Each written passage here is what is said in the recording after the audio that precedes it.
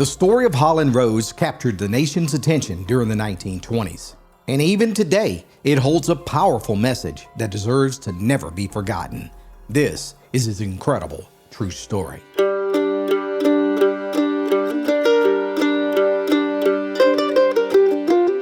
Swain County, North Carolina, home to the tallest peaks in the mighty Smoky Mountains, a vast wilderness that even today contains only a few narrow roads that meander through the towering ridges and gorges.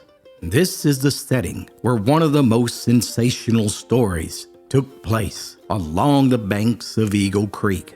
It's here that a notorious family of outlaw moonshiners with the last name of Rose lived. The Rose family had long been unbothered by federal and state laws against the manufacture of homebrewed spirits. While it might be true that folks living down there in flatland country were willing to give up their God-given, natural-born freedoms in exchange for appeasing a tax collector, the Rose family was unapologetic in their downright defiance of all attempts to govern any aspect of their lives. That's right. The Rose family lived in the wilderness of the Smoky Mountains on both the Tennessee and North Carolina side for nearly 150 years without the aid of any form of government. Two of the most ruthless men of this mountain clan were Quill and Isaac Rose. Now, it was said that Quill could make a fiddle sing the sweetest melody that you ever heard each and every time he drew the bow across its strings.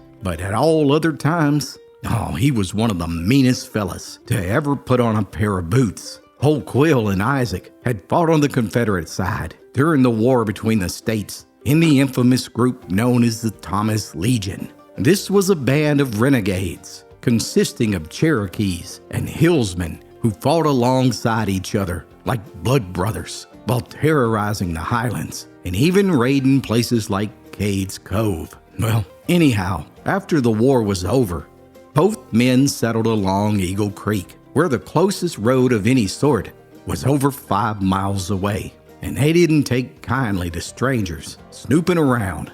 Locals knew that the Rose brothers had killed several men, and the notches in their pistols indicated that many more had met their demise staring down the end of their cold steel barrels. Once, in the aftermath of the Civil War, a group of raiders stumbled upon Quill's cabin and told him that they would burn it to the ground if he didn't turn his best horse over to him.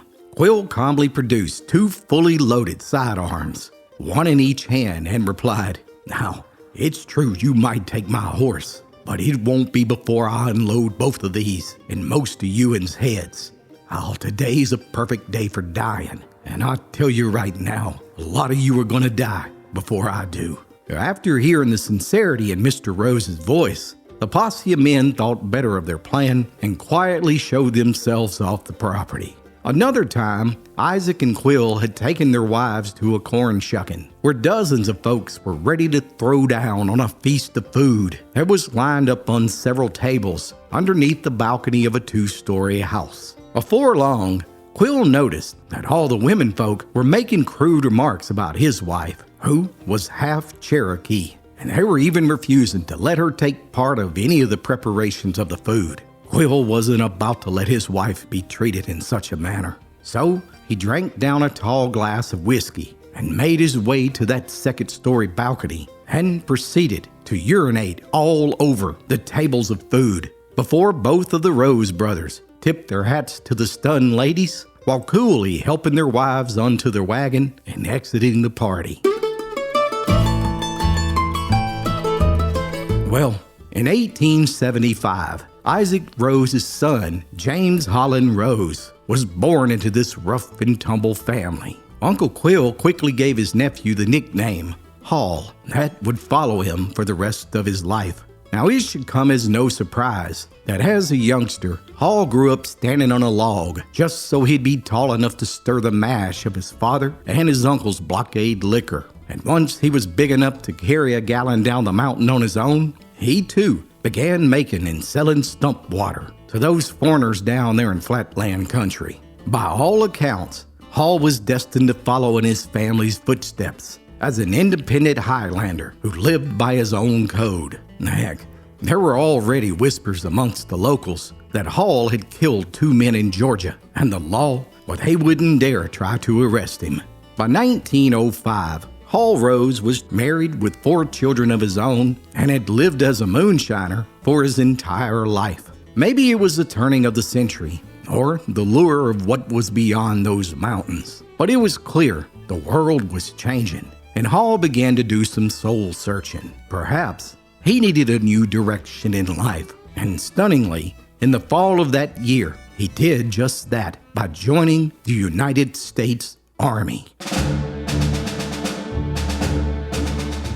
No, heck, he had been fighting and carrying a gun all his life, so the military, it just seemed to fit him well. And for the next 3 years, Hall traveled and saw the outside world for the first time. Remarkably, he was placed in the Army Hospital Corps, where he helped care for wounded soldiers. He developed a love for taking photographs, and even wrote back to his wife that he was considering changing his life when he returned home. Well, one thing's sure, the Army truly changed him. Up until now, he had spent his life resisting all forms of authority, and now he saw the benefits of law and order. And when he returned home in 1908, to the astonishment of his family of moonshiners and the locals, Hall Rose took a job as the deputy sheriff of Swain County, North Carolina.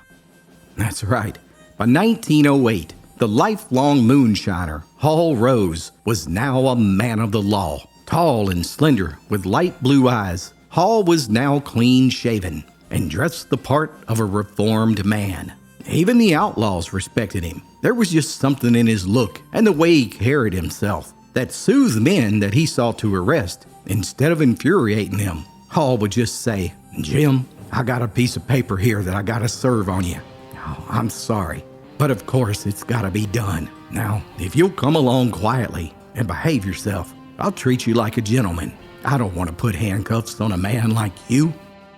As strange as it sounds, the average hillsman respected such treatment and would go along without any fuss. You see, old-time moonshiners of this sort were shown a good deal of consideration by local courts, who made allowance for the environment and the tradition that they had grown up in. When a man, otherwise of good reputation, was hauled before a court in the spring or the summer for illicit distilling, and it was found that he had no one at home left to look after the farm, it was customary for the judge to parole him until the following winter so he could go back and make his crop.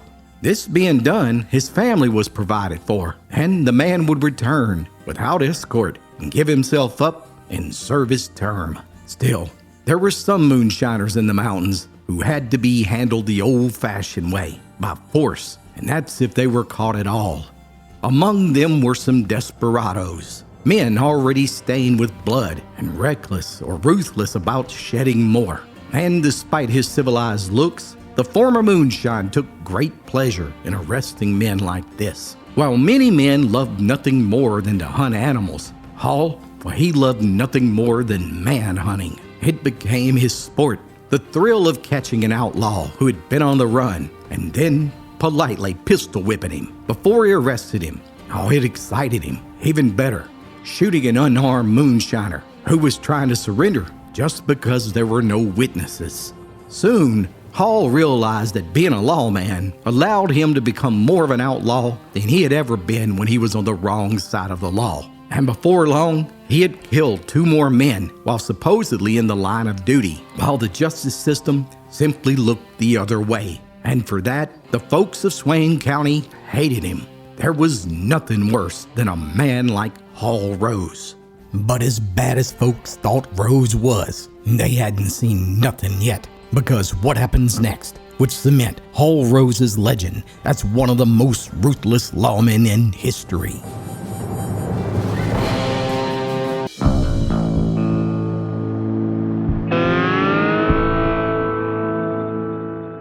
By 1919, Hall's ruthless ways had managed to finally catch up on him when he shot a man who was trying to escape arrest. As was his custom, Hall drew his iron and fired without warning, sending a bullet into the man's spine. But unfortunately for Rose, the injured fellow was rushed to the hospital by his family, where he had emergency surgery that saved his life. Then he sued the sheriff's department for his $326 hospital bill and won.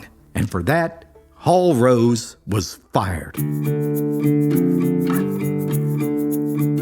Now you have to keep in mind that 1919 was a year of tremendous change all across America, and the mountains of North Carolina were no different. In a highly controversial decision, the 66th Congress of the United States passed the Volstead Act to enforce the 18th Amendment, which declared the production, transport, and sale of intoxicating liquors illegal. That's right, Prohibition was now the law of the land. And what's more, this amendment gave the government new search and seizure powers and created federal prohibition officers in every county of America to enforce this new law. Well, unfortunately for the folks of Swain County, North Carolina, the new federal lawman that was hired by the U.S. government was none other than Hall Rose. And he was about to unleash hell upon the mountains.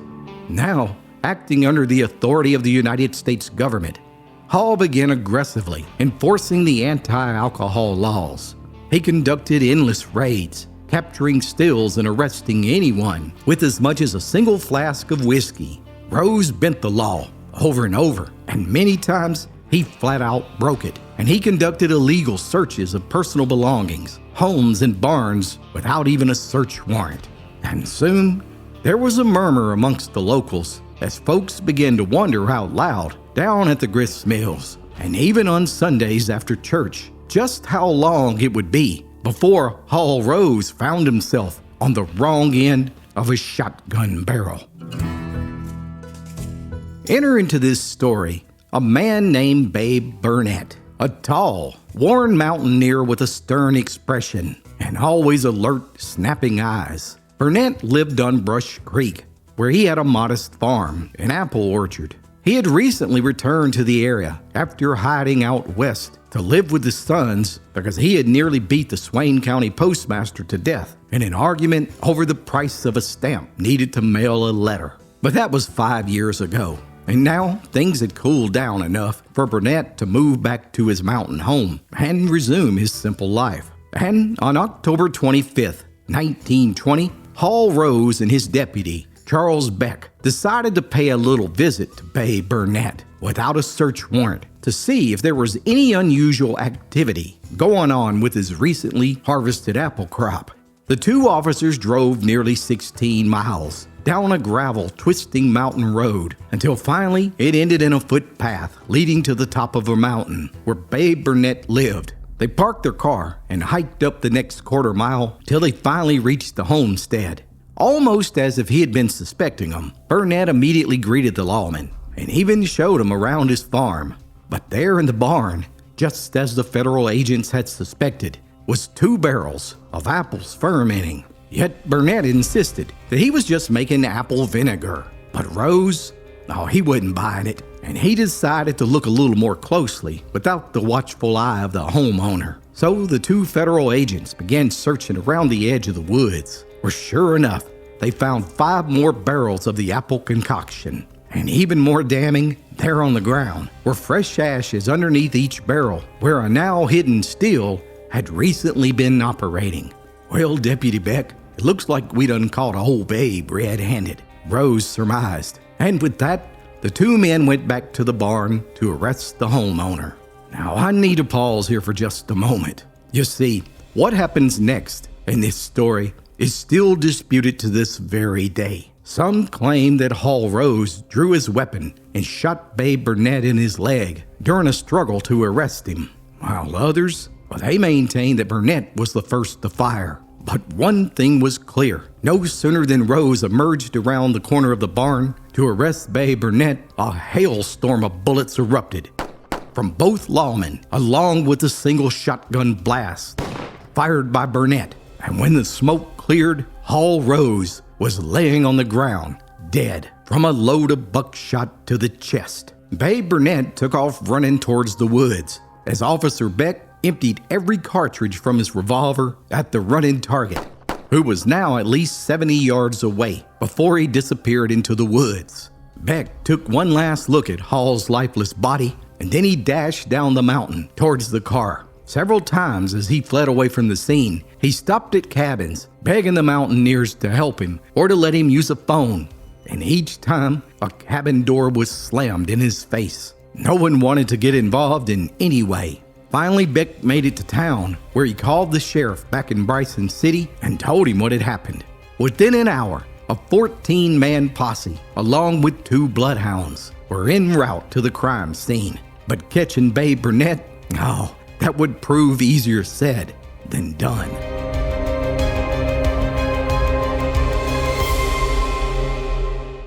Give someone you love the gift of old-fashioned storytelling. 4 books for the young and old alike that will make your heart smile. Click the link below to order your copy of the Appalachian Storyteller today.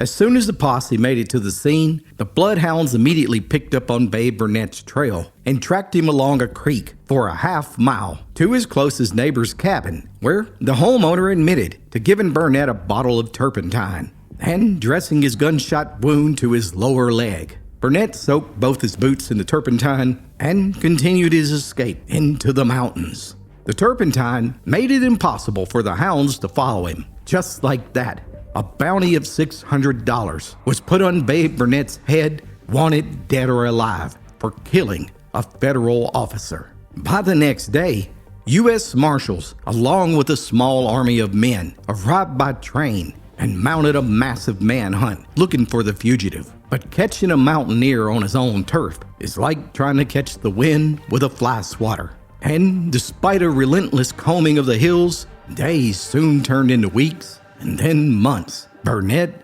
was nowhere to be found. Rumors began to circulate that he had somehow hopped on a train and made his way all the way to Spokane, Washington. And there were even rumors of his arrest there. Lawmen were completely baffled. All of 1920 passed, when finally, in May of 1921, after hiding in the mountains the entire time, only a few miles from his home, where all the locals had helped to hide and feed him for nearly a year, Babe Bernett surrendered and would now stand trial for the murder of Hall Rose.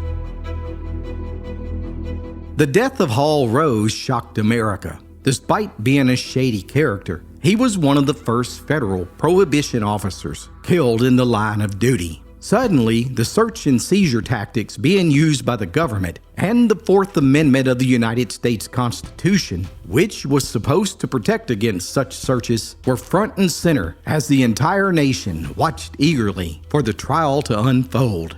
But Babe Bernett's trial was more than a murder trial. It was now about an individual's constitutional rights. And the federal government, they were hell-bent on making an example out of him by seeking a death sentence. The month leading up to the trial saw both of Babe Bernett's son travel from Idaho, where they hired the best attorneys in North Carolina to defend their father. His oldest son, Verlin, vowed to remain in Swain County for the duration of the trial and even took up residence at a local boarding house. Now, Verlin was a dashing ex-Marine, and there was much talk and excitement amongst the female population about this new stranger in town. And in a bizarre twist to this story, while he was staying at the boarding house, he fell in love with a beautiful, buxom 18-year-old mountain girl. And the two were soon engaged in a reckless, passionate affair, and even eloped and were married to the astonishment of the entire community. Because you see,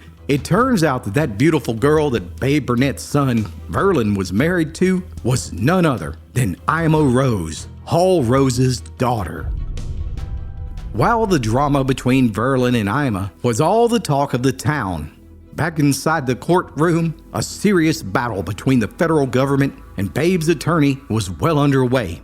The prosecution maintained that Babe was hiding behind a haystack and ambushed Hall Rose by shooting him in the chest. Then they say Babe took off running when Officer Beck shot him in the leg. However, the defense countered that the federal officers had no search warrant, and Hall Rose had a well-earned reputation for shooting those that he was trying to arrest. They claimed that Babe was working in his field when Rose simply shot him in the leg. So Babe dove behind a stack of hay and grabbed his shotgun and returned fire in self-defense. The only two witnesses were Officer Beck, who testified for the prosecution, and Babe Bernett's wife, who testified for the defense. The battle lines were drawn, and now it was up to a jury to decide. Surely there wasn't enough evidence to convict Bernett, was there? Well, on July 31st, 1921, the jury finally returned from deliberations as the foreman stood and spoke to a hushed courtroom. We, the jury, find Babe Bernett guilty of second-degree murder and recommend a sentence of 18 years in prison for the murder of Holland Rose. There was absolute outrage and public cries for a retrial.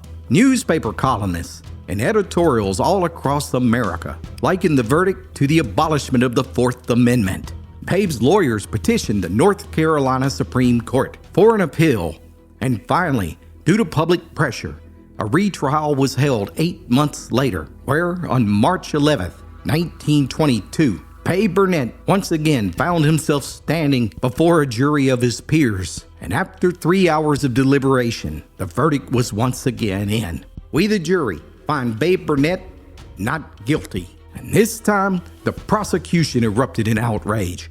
There was no way in hell they were going to let Bernett walk away a free man. So they immediately charged him with several minor prohibition violations. And just a few weeks later, Babe was sentenced to 2 years of hard labor in federal prison. Perhaps we'll never truly know what happened on that fateful day when Holland Rose was killed. Who shot first? And furthermore, did Rose even have the right to be there in the first place? As for Babe Bernett, well, his life was never the same after those years in prison, where the guards did all they could to punish him for killing a federal officer. In fact, just a few months after Babe's release from prison, he died a man who was broken from the system. As for the beautiful 18-year-old Ima Rose and the handsome Marine, Verlin Bernett, well, that love story didn't last too long, as it was soon discovered that Verlin was already, in fact, married to another woman.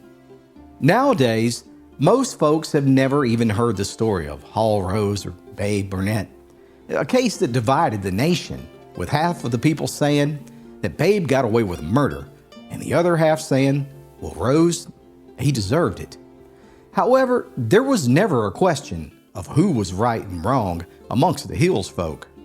Even today, if you travel in Swain County, North Carolina, and you ride the back roads along Brush Creek, you'll soon run upon a small gravel road that mountain folk named in honor of a man that they consider a local hero for standing up in defiance to the federal government.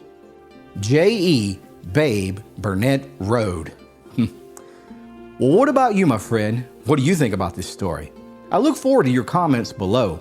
Thanks so much for watching this episode, and as always, be sure to like and subscribe for more true stories from Appalachia's past.